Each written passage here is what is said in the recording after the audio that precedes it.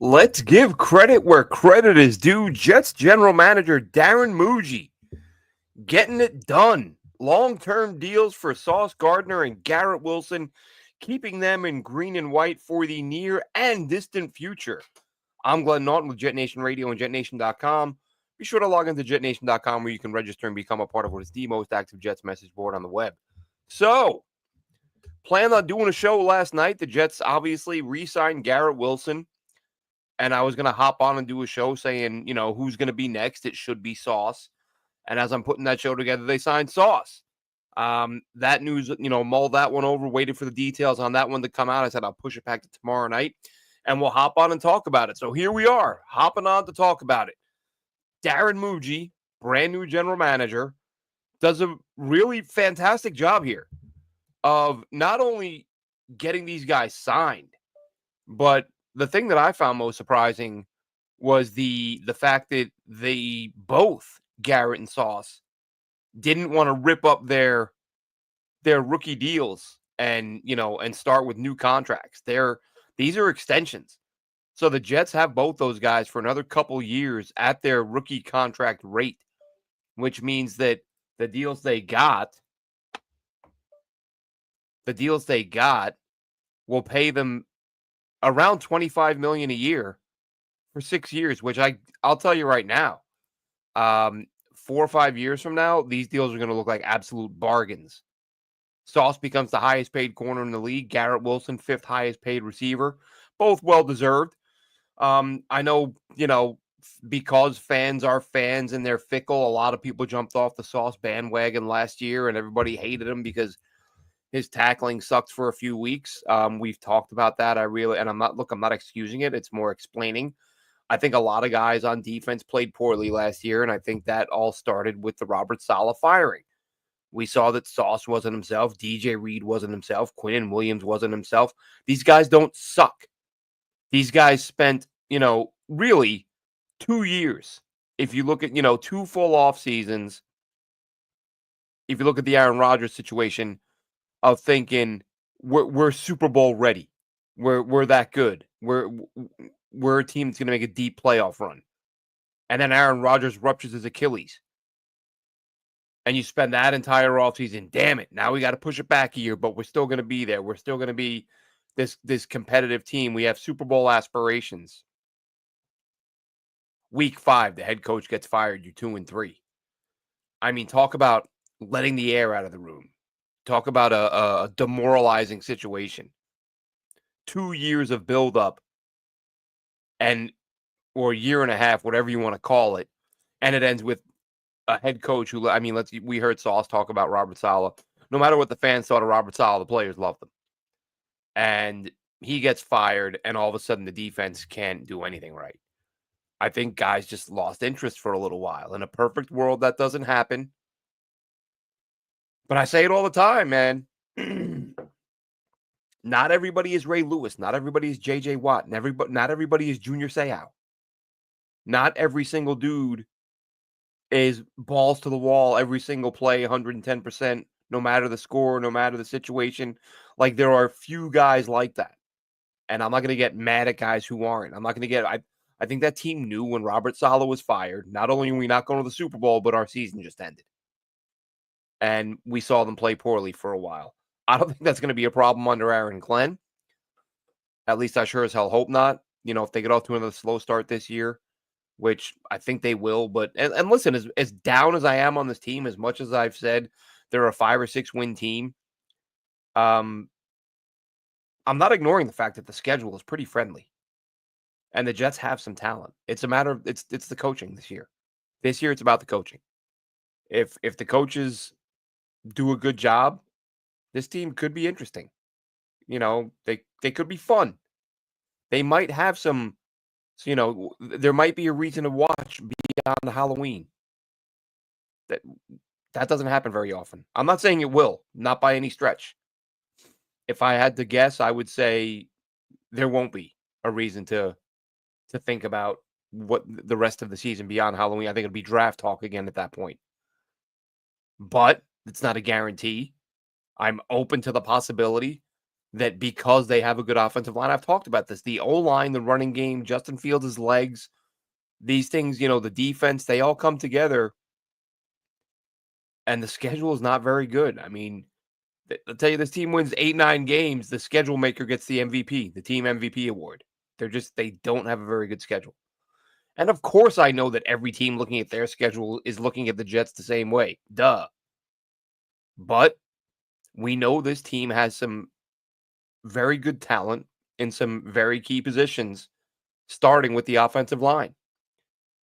And now you've extended Garrett. You've extended your two cornerstones. These guys drafted together, won Rookie of the Year on their side of the ball together. And now they're here for the long term. So give Muji credit. That adds another guy, Jamie and Sherwood, another guy who was extended. Michael Carter extended in season. So you're starting to see now, go back 10, 15, 20 years and tell me how many guys you see who the Jets drafted and extended for big time money. And even forget the big time, like multiple years. How many draft picks did the Jets take in the last 20 years that got a 3, 4, 5-year extension? It almost doesn't happen. And I know this because I looked it up a few years ago. And at that point, I didn't go back 20 years, but, a few years back, I was like, who was the last guy they drafted who they re-signed? And it was like, at that point, it was Jordan Jenkins, who they gave like a 1-year deal for $1 million or whatever it was. It just doesn't happen. This team does not draft, and we do see, look, they do draft a player from time to time who's worth retaining, and then they screw that up, like the Revis situation. But now, and I listen, I'm not in the room. I say it all the time. I try not to pretend to know things I don't know. Sometimes we speculate and guess. That's what we do. It's fun. But as far as this goes, I think a lot of this is Aaron Glenn. I think Aaron Glenn, as a former player, as a guy who played under Parcells, who signed guys. Parcells went out and spent money on his players. And I think that's a change we're seeing here with Glenn and Muji. But who's up next? See, here's the interesting thing with the Jets, is that they have a lot of guys worth re-signing. And I said, when I would have the arguments with people, people telling me, Joe Douglas is just as bad as McCagnon. Joe Douglas is John Idzik. Look at the GMs that look at when Idzik took over for McCagnon. Look at when McCagnon took over for Idzik. And look at when Douglas took over for McCagnon. Who was there that was worth re-signing? Were there 10 guys on the roster who you were like, pay this guy and keep him? You may have felt that way about Jamal Adams. But that would have been a gross overpay, and he was washed within a couple of years. He was washed up and out of the league, basically. Spent a year or two injured, and now he's out of the league. You could argue Sam Darnold, but listen, that was a house-divided issue. Some Jets fans felt like Darnold hadn't proven enough to get a big payday, which he hadn't. Douglas, yes, could have kept him around, but let's face it, who was going to develop him? But outside of Darnold and Jamal Adams, who was there worth retaining? Now, Darren Muji, whether people want to admit it or not, Darren Muji is stepping into a really good situation. Darren Muji has a lot of players worth keeping around. Yes, he just drafted Armand Membu to play right tackle. The other 4 guys, all young, all worth keeping around. AVT could be the next guy to get paid if he stays healthy. He won't get it before the season. But I could see this team, if they're at week 11, 12, 13, and AVT is healthy and playing well, I could see them re-signing him. AVT is worth re-signing. At left guard, the other side, John Simpson, he's worth re-signing. Joe Tippmann is worth re-signing. Jermaine Johnson, he's in that same boat as AVT. Stay healthy, play well, he's worth re-signing. Other guys, Will McDonald, you got another year to wait on him. Breece Hall, look, if he has a monster year, he's worth re-signing from a talent standpoint, but we don't know this regime's thought process on running backs. There are teams who just feel like they're replaceable, just build the O-line and bring in cheap backs. If this team feels that way, then let Breece Hall have a big year. Hell, if Breece Hall's having a big year, he might be an in-season trade chip. If not, if they keep him, through the season, but then let him walk, and then you hand it over to Braylon Allen or somebody you draft this offseason, something like that. But there are players that Darren Muji has to sit down, and he's actually a problem Darren Muji is going to have as the general manager of this football team is fitting all of the players under the cap that he will want to retain. Did Idzik and Douglas, did they have that problem when they took over? Were they looking at the roster and thinking, oh my God, I have like 10, 11, 12 guys who I need to keep. How do I keep all these guys? No. They took over and had one or two guys. Adam Gase was terrible, but what do you have? Robbie Anderson? Probably his best player when he took over. And I'm going off the top of my head. I could be wrong, but you guys get the point. Darren Muji is inheriting a team with a lot of talent. I didn't even mention Quincy. He's another guy. He's in the last year of his deal, and he wants a deal. All-pro linebacker. When do you pay him? I think his price tag is going to be massive after the season. I think this is going to be a very aggressive defense that's going to see Quincy Williams have a career year in terms of getting to the quarterback. He will demand an enormous contract. So he's another guy. If Will McDonald has another double-digit sack season, then you're talking Quincy, you're talking Will McDonald, you're talking, again, Tippmann, AVT. It's a lot of guys, a lot of talent. Who's next? Honestly, if King for a day, say, Glenn, you get to make the call. Who's next? As much as I would love to say AVT, you got to see the health. Based on the way guys played last year, I would say John Simpson. Simpson would be the next guy I would go out and try to. I mean, look, Will McDonald is entering year 3. You don't even extend guys before that point. Even when you're extending guys early, like they just did with Sauce and Garrett, you do that after year 3. So Will McDonald is a guy you have to keep in mind if you're Darren Muji. Don't go spending like a drunken sailor, because you're going to have money for that guy if he racks up another 10 plus sacks this season. But the fact of the matter remains that Darren Muji has a roster to look at, and he's got a lot of names that are worth a lot of money. I mean, these aren't just guys who are worth re-signing because they're good. A lot of these guys are like cornerstone guys you build a team around. You build a team around edge rushers who get double-digit sacks, which I know Jermaine Johnson's never done it, but listen, Jermaine Johnson as a rookie wasn't a starter, didn't play as much as he did in year 2.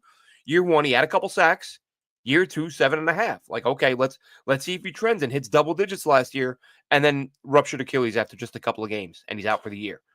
And I've seen people say, "Oh, why are we talking about Jermaine Johnson like he's this great sack guy?" Like, I understand saying he hasn't done it yet, but let's not pretend he's picked up 2 sacks in 2 years. He was trending in the right direction from 2 or 2.5, whatever it was, to 7.5 in year 2, and then he gets hurt in year 3. And it's really a shame because it's such a serious injury that I don't think it's realistic to expect him to put up big numbers this year, at least not the first, 7, 8, 9 weeks while he's getting his feet back under him following that Achilles rupture. But if he picks up 6, 7 sacks over the second half of the year, maybe he's only got 1 or 2 early, but if he finishes the season with 9, 10 plus sacks, there's another guy you got to pay, and he can play the run. Like the way we're hoping Will McDonald can develop, and we're hoping that adding the weight is going to make him a force against the run. Jermaine Johnson is already that. He's not as explosive. He's not as athletic. I mean, if we're talking just pure get off, I'd have to look at the numbers. He might be in the ballpark. I'm not knocking Jermaine Johnson. Jermaine Johnson can ball. I just think Will McDonald is the more explosive athlete, but Jermaine Johnson is the better all-around player at this point. Will McDonald, again, with the added muscle this year, maybe we see him improve in that area and kind of get into Jermaine Johnson's league as a run stopper, which would be phenomenal. But it's a lot of guys. It's a lot of guys that you got to consider. Breece is the X factor in terms of what do you do if he had, because as we've said, and a lot of people have talked about it, this is probably going to be a very run-heavy team. And if Breece is your bell cow and he goes for 1,500 yards, do you let him walk? Take it for granted and just say, okay, we'll find another guy to do that. Well, if you believe your O-line can be that, that's fine. And let's not forget the guys behind him, right? Isaiah Davis. Donovan Edwards, who I like to at least be a practice squad guy who gets on the field at some point if somebody gets dinged up. They've got some good backs on this roster, and they've got a really good line. So maybe Brees is the guy. And I'm not the only one saying this. It's kind of been an ongoing conversation for some time about when we've talked about who do you extend, who do you not extend. A lot of people hop in the conversation and say, you're not paying Brees. You're not paying a running back. And maybe you're not. But listen, what I hope happens, I hope Brees is playing so well that the Jets realize we're either going to have to pay this guy a boatload or hopefully a playoff contender comes calling and offers us some premium picks because we don't plan on paying him, but he's playing well enough to get something for him. Worst case scenario is he's either not playing well enough to get much or not playing well enough for anyone to have any interest. I don't think that'll happen. I think he's going to have his best year as a pro behind this line. I think this is the best line he's played behind, and I think the offense is going to be geared toward running the ball. You're not going to have a quarterback audibling out of every run play as you had last year, and you're not going to have let's wait and see what we have with Justin Fields. I think, put it this way, I expect Justin Fields to be a better passer than Zach Wilson was 2 years ago. Low bar, I get it. But even if he's not that much better, he is not only is he a more dynamic runner than Zach Wilson, he is going to be asked to do it a lot. So it's going to be a factor. It's one thing when your escapability is a factor versus you are being utilized as a weapon to be a factor. And what defense is giving them an extra body to have to account for in the run game. So I think there's going to be obviously some big numbers for all the backs. I think everybody's going to get an opportunity to run the ball, and I think the Justin Fields. We've talked about this, and I don't want to sit here and pretend that I know for sure what's going to happen, but I think this is going to be a high risk, high reward offense when it comes to throwing the football.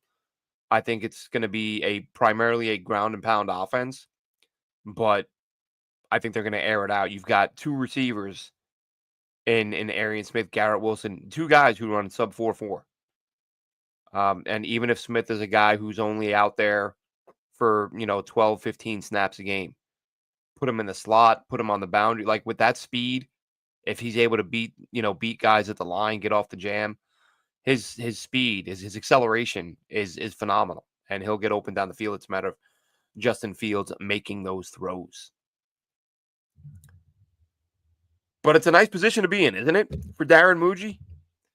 Haven't we had enough years of general managers taking over and just sitting there staring at the roster? I don't just mean the general managers. I mean us, the fans, and looking up and down the roster and thinking, oh, God, they don't have a trade chip.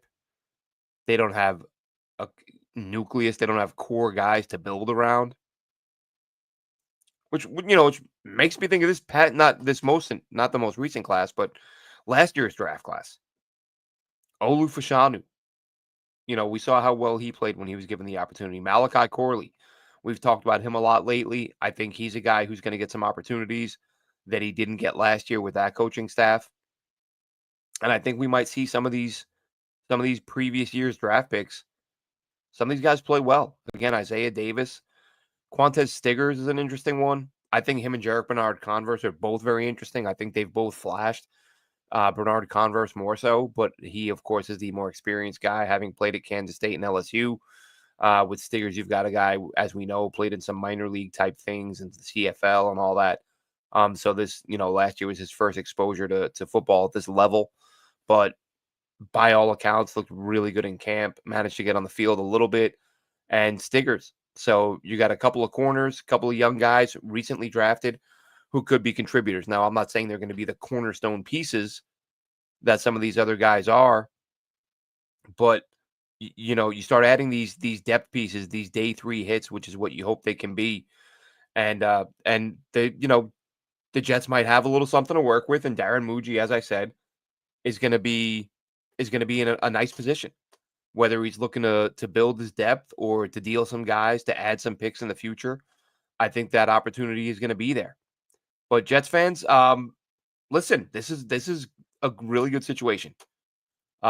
to see that the Jets not only have some really good young core players, but the fact that they have a GM and a head coach who appear to be determined to get these guys signed. And credit them, like I said, getting them to extend and not demand their deals be ripped up and they get new contracts. I was surprised to see that one guy, when Garrett did it, I thought, wow, that's a really good job getting him to agree to that. And then Sauce, right, the next day, boom, same thing. So credit to Darren Muji. And look, and anybody who, anyone who listens to this show, that I said a lot this offseason. I wasn't sure Garrett Wilson wanted to stay. I'm shocked he stayed. I'm not going to lie. I really thought, and look, I guess they didn't have Fields at the time. I think that helps. I think having his buddy, his former college quarterback in the building really helps with him wanting to stay. But that's a guy that, and it wasn't, we heard the beat guys, and I guess that's what I was going to say. I didn't need the beat to tell me Garrett Wilson might leave. Oh, rumblings in the building. Garrett Wilson isn't happy. Did you need rumblings? Like, just watch all the post-game pressers. And yeah, that's what I was basing it on. That dude looked like the saddest human being in the NFL. And I just thought, man, if this guy gets a chance to go, why the hell would he stay here if he's that upset, if he's that miserable? But he stayed, and I'm surprised he stayed. A little confused as to why. I mean, still a lot of questions here. As much as they're talented, they've not competed in a very long time. Even though his friend is playing quarterback, you don't have a proven quarterback. So there could be some more tough times ahead. But I'm ecstatic that he did stay. I'm glad the Jets were aggressive. I'm glad he agreed with what they had to offer. Glad Sauce is here. Oh, it's all good news for the Jets in terms of that. Now you got some more guys to add. Got training camp right around the corner, folks. What are we? What's like 3 days away? I think we're 3 days away from veterans reporting. So that is awesome. We will do a camp battles show a day or two before camp kicks off, looking at the not just the most important battles, but the battles where we think it's going to be closest, like where there's 3-4 guys fighting for one spot where we think anyone could win it. So that'll wrap this one up. Just want to hop on Real Talk, talk about those deals, talk about who could be next. Again, I would imagine John Simpson, but AVT during the season, if he's playing well, get him done. If JJ's playing well during the season, get him done. And then if Will McDonald has another monster season this year, then he becomes next offseason's Garrett Wilson, Sauce Gardner, 3-year vet, looking at a huge payday. Hopefully, there's a line out the door at One Jets Drive of players worthy of $25 million a year. And that would be Darren Muji's very nice problem to have to work out. I'm Glenn Naughton. As I said, jetnation.com. Check it out. Most active Jets message board on the web. Have a good one, Jets fans. We'll see you in a couple days.